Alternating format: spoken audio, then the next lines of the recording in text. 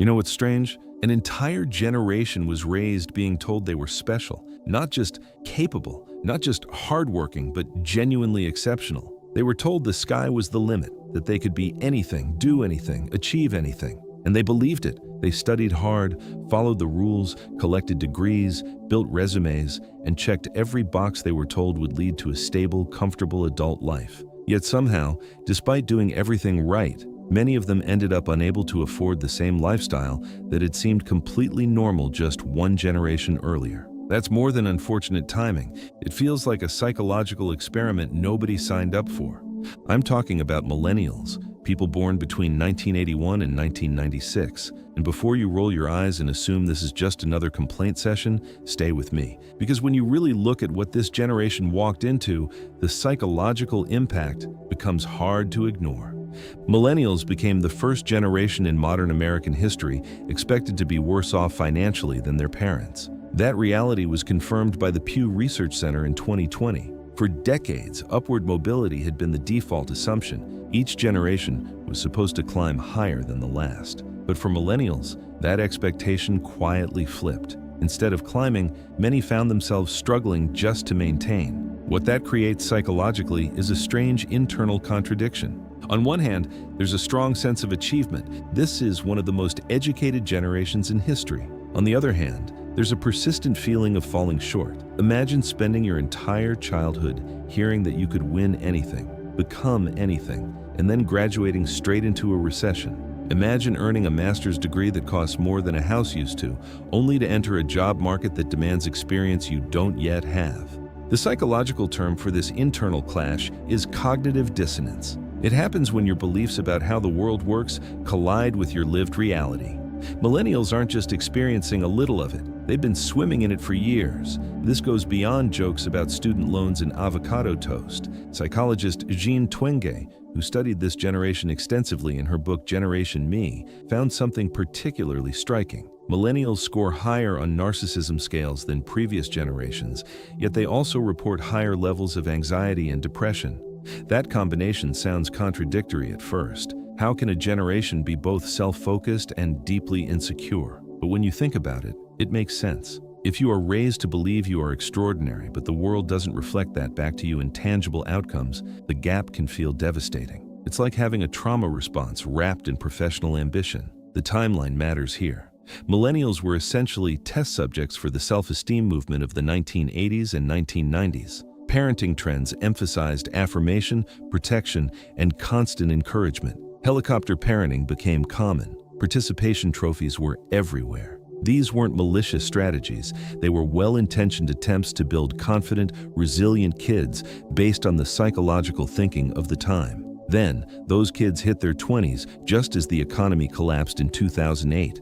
They stepped into a job market that had fundamentally changed. Entire industries shrank. Hiring froze. Entry-level roles disappeared. They had been prepared for one economic reality, but entered another entirely. That kind of whiplash doesn't just affect finances, it reshapes expectations, trust, and long-term planning. At the same time, social media exploded. Millennials were not children when it arrived. They were teenagers and young adults, still forming their identities. Facebook launched in 2004. Instagram followed in 2010. This meant millennials learned how to be adults while simultaneously learning how to present their lives for public consumption. Research from Dr. Tim Kasser on materialism and well-being shows that when people tie their self-worth to external validation, their mental health tends to decline. Social media encourages exactly that dynamic. Every achievement becomes content. Every milestone becomes measurable in likes and comments. It's like running a 24/7 campaign for your own existence, and the polls never close. Layer onto that the delay or complete skipping of traditional adult milestones, marriage, homeownership, and having children used to provide clear markers of adulthood. Surveys consistently show that millennials still want these things. The desire hasn't disappeared, the feasibility has. Without family wealth or extraordinary luck, buying a home in many cities feels unrealistic. Childcare costs rival rent. Wages have not kept pace with housing. As a result, Many people in their 30s and 40s still feel like they are waiting for their real life to start, but the waiting room costs $2,200 a month in rent, and stability always feels just slightly out of reach. Prolonged uncertainty has measurable psychological effects. When the milestones that signal adulthood feel unattainable, the brain doesn't simply adjust expectations and move on. It often creates a chronic, low-level stress response known as allostatic load. This is the body's tendency to remain prepared for a stressor that never fully resolves. It feels like being stuck on the loading screen of your own life, watching the progress bar refuse to move. Millennials were also sold a clear social contract: effort equals outcome. Study hard, go to college, get a good job, work your way up. For decades, that formula worked reasonably well. But while millennials were preparing to follow it, the underlying system shifted. College costs soared. Entry-level jobs demanded experience beyond reach. The gig economy expanded. Benefits became less guaranteed. Stability became conditional. When reality violates your core beliefs about how the world operates, psychologists refer to it as schema disruption. On an individual level, it's disorienting. On a generational level, it reshapes how millions of people relate to institutions, authority, and the idea of a predictable future. That helps explain why millennials are often described as both idealistic and cynical. They still believe things should be fair, they just no longer expect them to be. Criticism about job hopping illustrates this perfectly. Millennials are often accused of lacking loyalty to employers. But over the past few decades, corporations normalized mass layoffs, reduced pensions, and shifted full-time roles into contract work. The employment relationship changed first. Millennials simply adapted. When workers are treated as interchangeable, acting in self-interest becomes a rational response. At the same time, millennials grew up with the internet. Exposure to multiple perspectives, conflicting narratives, and global conversations shaped a mindset that questions the status quo. Critical thinking in systems that were never designed to be questioned often gets labeled as entitlement. But questioning is a learned response to witnessing inconsistencies. The mental health conversation also shifted dramatically. Millennials helped destigmatize therapy and openly discuss anxiety and depression as legitimate experiences rather than personal weaknesses. That cultural shift is significant. However, they are doing so while navigating higher student debt, escalating housing costs, and built-in job insecurity. This creates a paradox: greater self-awareness paired with greater overwhelm. Finally, there is the looming issue of climate change. Millennials are the generation watching environmental instability unfold in real time while being told they must fix it, despite holding comparatively less institutional power and accumulated wealth than older generations. Climate anxiety is now recognized as a legitimate psychological phenomenon, and millennials sit directly in its path. When you add together impossibly high expectations, economic instability, constant performance pressure, delayed adulthood, and overlapping global crises, the resulting psychological profile becomes predictable. Millennials are not reacting irrationally. They are responding in very human ways to a landscape that shifted beneath their feet, where the map they were given no longer matches the territory. If you stop the analysis at "the economy was bad" or "social media is harmful," you miss the deeper layer of what happened. Millennials did not just experience hardship, they experienced contradiction. They were told to be independent, yet many were raised under intense supervision. They were encouraged to chase their dreams, yet warned not to fail. They were told to follow their passion, but also to be practical and financially responsible. Those mixed messages create a very specific psychological tension. On one side, there is ambition. On the other, there is fear of making the wrong move. Over time, that tension can turn into paralysis. You can see this pattern clearly in decision-making. When you grow up believing that every choice could define your destiny, even small decisions begin to feel overwhelming. Which job should you take? Which city should you move to? Should you commit to this relationship or keep your options open? Each option feels heavy with consequence. What looks like freedom from the outside can feel like pressure on the inside. At the same time, the traditional linear life path largely disappeared. Previous generations often had a clearer sequence: education, stable job, promotion, house, family, retirement. For millennials, that path fragmented. Careers became non-linear. Industries evolved rapidly. Job security weakened. Without a clear template to follow, adulthood started to feel more like improvisation than progression. There is research showing that too many choices can increase anxiety and reduce overall satisfaction. Now, imagine building your entire adult life in an environment where options are endless, but stability is uncertain. Figure it out becomes both an opportunity and a burden. Millennials also occupy a unique generational bridge. They remember life before smartphones and constant connectivity. They remember dial-up internet and analog childhoods, yet they also adapted quickly to the digital world. They watched their parents operate in a relatively stable economic system, then saw that system begin to crack. Witnessing the breakdown of structures that were once considered reliable reshapes trust. It makes skepticism feel logical. This skepticism often gets labeled as cynicism, but it is frequently the result of lived experience. When banks fail, companies downsize without warning, and housing markets become volatile, trust does not disappear overnight. It erodes gradually. Over time, people recalibrate how much faith they place in institutions. Comparison culture intensified dramatically during this period. Before social media, your reference group was limited: classmates, co-workers, neighbors. Now, the comparison pool is global. You are measuring your salary against someone in Silicon Valley, your apartment against someone in Manhattan, your vacation against someone in Bali. The human brain was not built to process that scale of comparison. When economic instability combines with constant comparison, the result is chronic inadequacy. Even when you are objectively doing well, there's always someone further ahead, always someone more successful, always someone seemingly more stable. Work culture also transformed in ways that deeply affected millennials' psychology.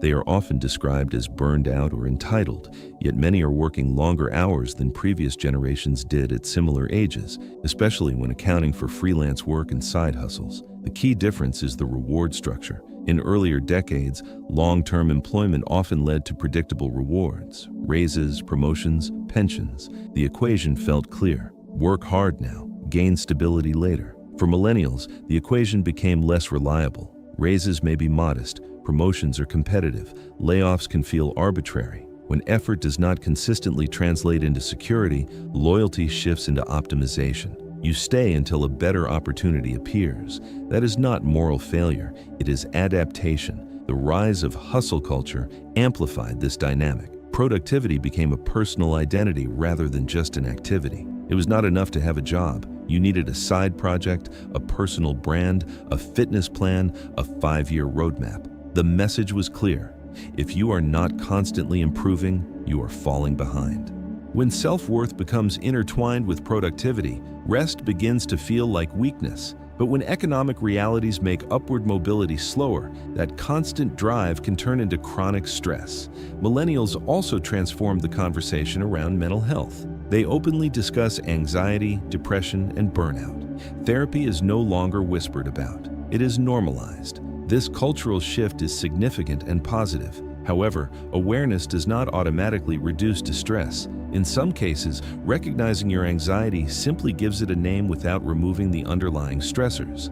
That gap between awareness and control can feel frustrating. You understand the system is unstable. You understand your stress response, yet you still have to navigate the instability. Economic strain also influences relationships. When housing is expensive and job paths are uncertain, long-term planning feels riskier. Marriage and cohabitation are often delayed not because of lack of desire, but because of financial caution. Even friendships can suffer when schedules are unpredictable and everyone is juggling multiple responsibilities. Loneliness can increase even in a digitally connected world. At the same time, millennials are one of the most values-driven generations in recent memory. They care about fairness, inclusion, sustainability, and ethical practices. Many want work that feels meaningful, yet meaningful work does not always pay well. This creates another psychological tension: purpose versus security.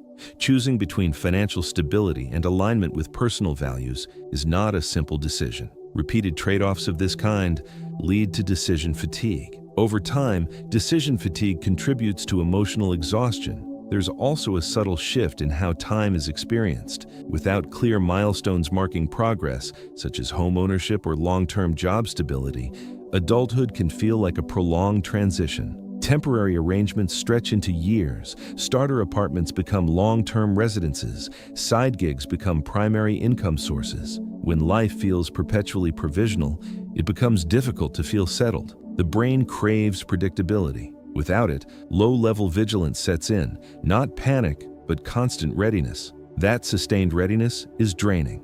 Culturally, millennials have often been positioned as the problem. They have been accused of killing industries, disrupting traditions, being overly sensitive, or demanding too much. When criticism becomes a recurring narrative, it seeps into identity. Being told you are both the future and the reason everything is broken creates another layer of cognitive tension. Yet alongside this tension, there is resilience. Millennials learned to pivot quickly. They learned new technologies as they emerged. They adapted to digital communication, remote work, and rapidly shifting social norms. They built communities online when physical communities weakened. They normalized therapy and questioned outdated systems. The psychological story is not solely one of struggle. It is one of recalibration. When the old blueprint for adulthood collapses, people do not simply stop building, they redesign. Redesigning while still living inside unstable systems is exhausting, but it is also creative. If millennials often appear hyper-competent yet deeply tired, this context helps explain why. They were prepared for one version of adulthood and entered another. They are still reconciling those two realities in real time. So where does all of this leave millennials now? Because analyzing what happened is one thing. Understanding the long-term psychological impact is something else entirely. When a generation experiences repeated instability during its formative adult years, it doesn't just affect income levels or career paths. It reshapes baseline assumptions about the world. It changes how people define safety, permanence, and trust. If you graduated into the 2008 financial crisis, spent years rebuilding momentum, and then encountered another massive disruption, like the COVID-19 pandemic, just as you were gaining stability, your nervous system learned a pattern. Stability is temporary. Progress can be interrupted. Plans can collapse. Over time, the brain adapts to that pattern. Some millennials became more cautious. They save differently.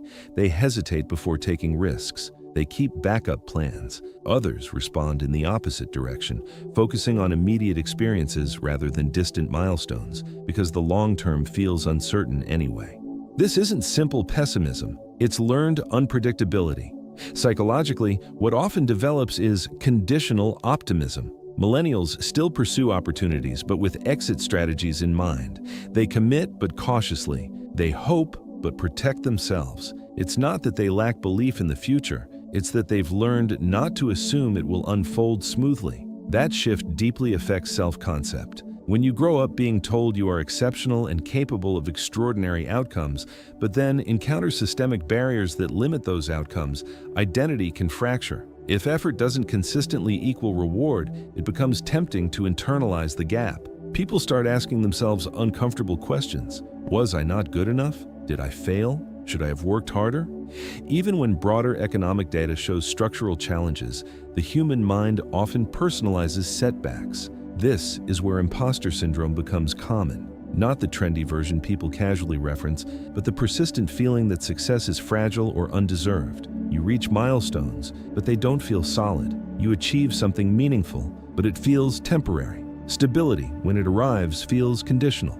Layer onto that the speed of technological change. Millennials have had to repeatedly reskill as industries evolved. Platforms changed, software updated, entire sectors transformed. The career you trained for at 22 might not resemble the one available at 35. That creates a constant state of anticipatory adaptation. You are always preparing for the next shift before the current one fully settles. In short bursts, that kind of flexibility is useful.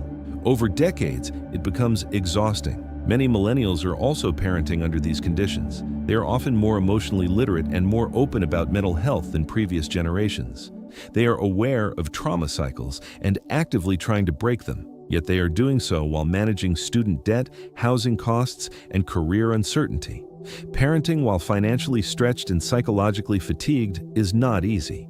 Yet many are attempting to raise children with greater empathy and awareness than they themselves experienced. At the same time, millennials are no longer the young adults. They are managers, entrepreneurs, policymakers, and parents. They hold leadership roles.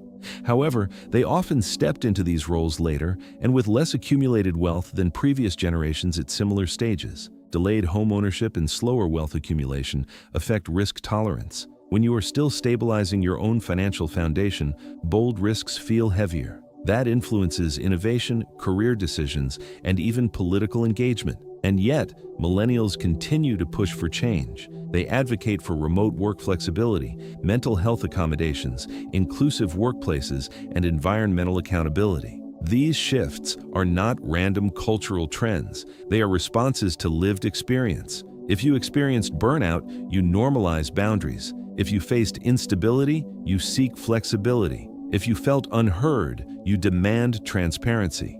Despite economic obstacles, millennials are also highly entrepreneurial. Sometimes this entrepreneurship is driven by passion, other times it is driven by necessity. When traditional pathways narrow, people create alternatives. Freelancing, startups, and the creator economy often emerge as responses to limited institutional security. Building something independently can restore a sense of agency.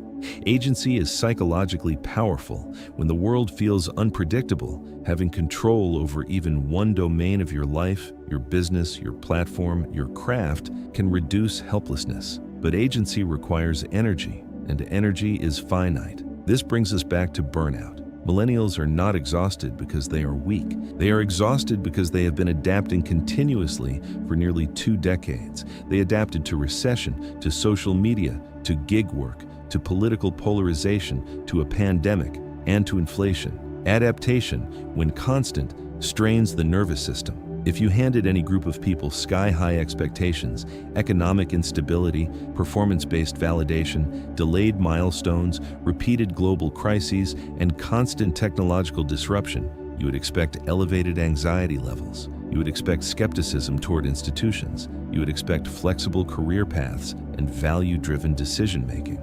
In other words, you would predict exactly what we see in millennials. This is not about framing the generation as victims. It is about recognizing context. Human psychology responds predictably to environment. When the landscape shifts beneath you and the rules change mid-game, adaptation is not optional. Millennials questioned work structures because traditional employment became less stable. They questioned wealth distribution because upward mobility became harder. They questioned social norms because the old blueprint did not deliver consistent results. And here is the final psychological truth. Adaptation leaves marks. It can create anxiety and caution, but it also fosters creativity, resilience, and innovation. Millennials carry both. They carry the tension of high expectations meeting unstable systems. They carry skepticism, but also cautious hope. They carry fatigue, but also flexibility. So when people ask why millennials seem anxious, hesitant to settle down, or reluctant to follow traditional paths, the more accurate question might be this: given everything they have navigated, how are they functioning as well as they are? When you look at the full picture, their psychology is not mysterious. It is predictable. When the map you were given no longer matches the territory, you do not keep walking blindly. You pause, you reassess, you redraw the map. And that is exactly what this generation has been doing.